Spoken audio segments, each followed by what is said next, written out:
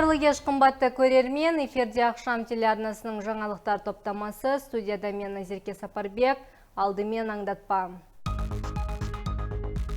Мемлекет басшысы Қасым-Жомарт Тоқаев Ресей астанасы Мәскеуде өткен әскери шеруге қатысты.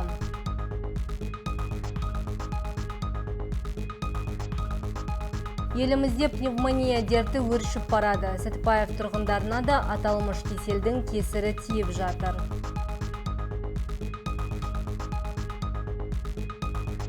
Жұмыспен қамтудың жол картасы аясында қала көшелеріндегі автокөлік жолдары жөнделеді.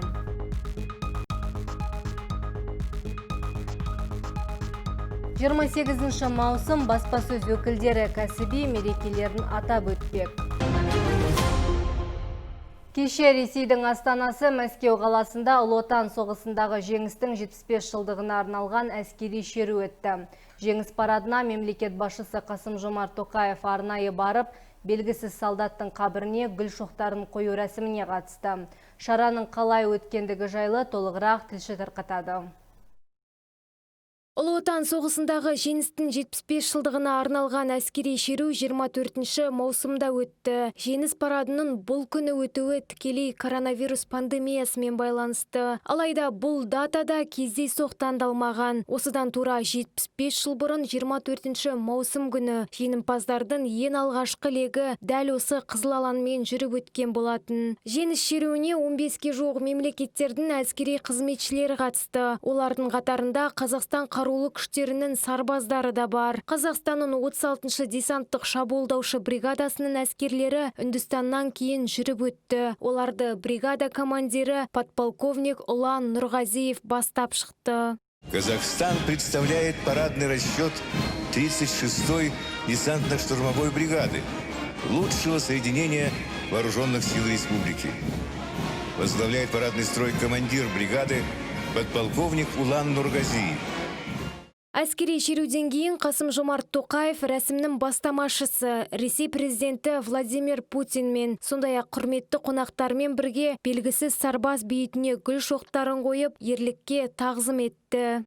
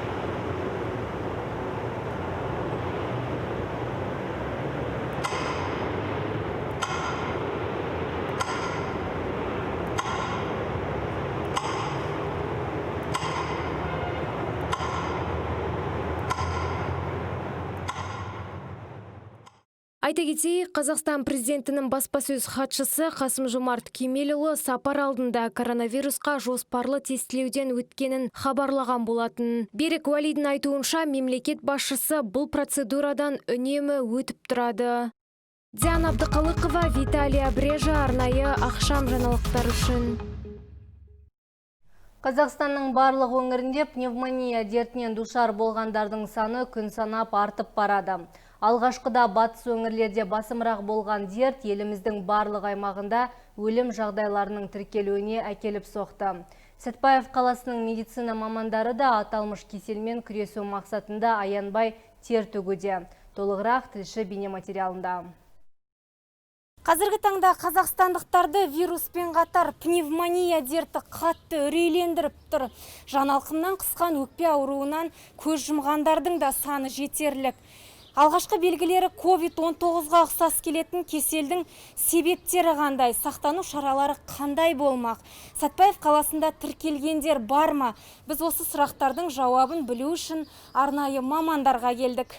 Алғашында дене қызуы көтеріліп, жөтел қысқаны мен тест нәтижесі коронавирусты көрсетпеген жандардың саны елімізде аз уақыттың ішінде көп анықталған. Өкінішке орай рентгендік сараптама мен компьютерлік томография тұрғындардан жаппай өкпенің қабынуын көрсетіп отыр. Мамандардың хабарлауынша елімізде соңғы күндері өкпесі қабынғандардың саны 6 есеге өскен. Сәтпаев қалалық тауарлар мен көрсетілетін қызметтердің сапасы мен қауіпсіздігін бақылау басқармасының басшысы Гаухар Шәріпқызы дәріханалардағы парацетамол, аспирин сынды қызуды басатын дәрілердің таусылғанын жоққа шығармайды. Тіптен аталмыш дәрі-дәрмектердің көмегімен үй жағдайында емделуге тырысып, дәрігерге уақытында қаралмағандықтың кесірінен де пневмония күрт асқынып кетті дейді.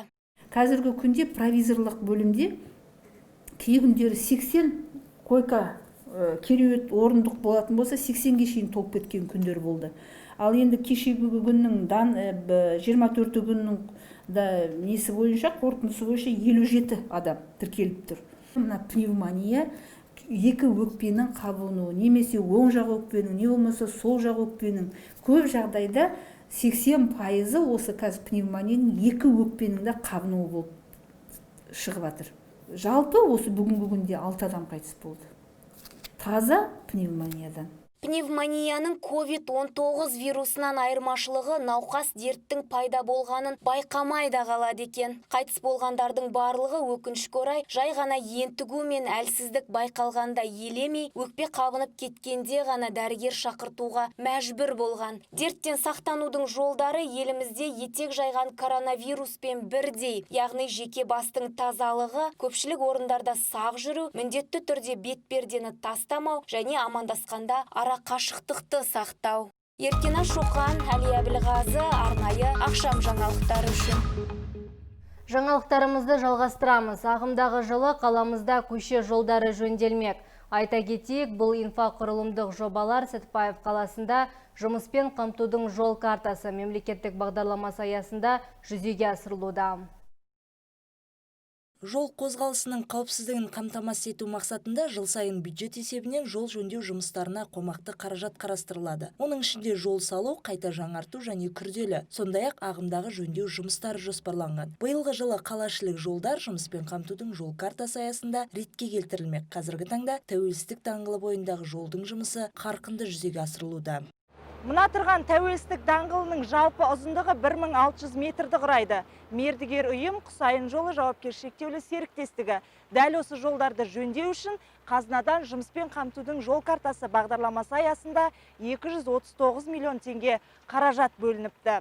Бүгінгі таңда мердігер компания металл қоршаулар мен су өткізгіштерді демонтаждау жұмыстарын аяқтаған. Сонымен қатар көшеге жасанды гранит тастарды орнату жұмыстары да жүргізілуде. Жұмысшылар саны 35 адамды қамтыса, оның 17-сі жұмыспен қамту орталығы арқылы еңбекке орналасыпты. Бұдан бөлек аталмыш компания өкілдері жұмыссыз жүрген азаматтарға бос жұмыс орындары бар екендігін айтуда. Сондықтан да қаламызда еңбекке жарамды, алайда екі қолға бір күрек таппай жүргендер болса, аталмыш компанияға немесе Сәтпаев қаласындағы жұмыспен қамту орталығына жүгінсе болады. Алтынгүл Төлегенова, Жалғас Төлегенов, арнайы ақшам жаңалықтар үшін.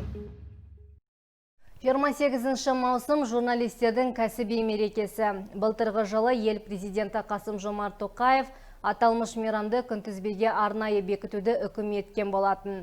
Оған дейін бұл мереке маусым айының соңғы жексенбісінде атап өтілетін.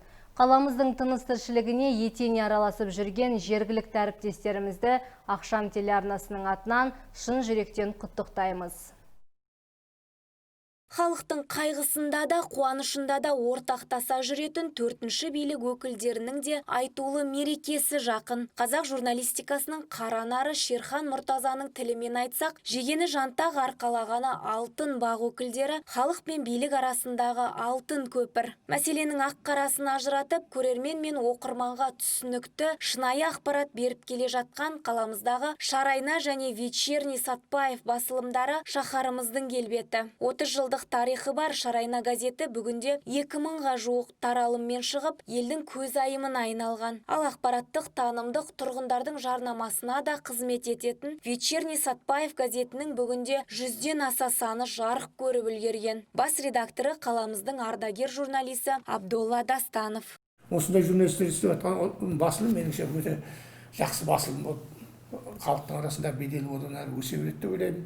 Сондықтан әріптестерімді бұрынғы әріптестердің барлығын мерекемен құттықтаймын, шығармашылық табыс тілеймін, шаңырақтарына шаттық тілеймін, дендеріне саулық тілеймін. Той құтты болсын. Журналистикада қателесуге жол жоқ, себебі газет халықтың көзі, құлағы һәм тілі.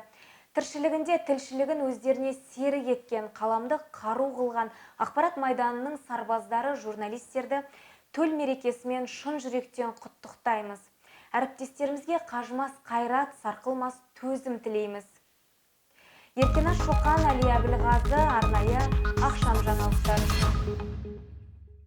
Бүгінге келіп түскен ақпараттар легі осындай болды. Алда ауа райы болжамы және орыс тіліндегі жаңалықтар.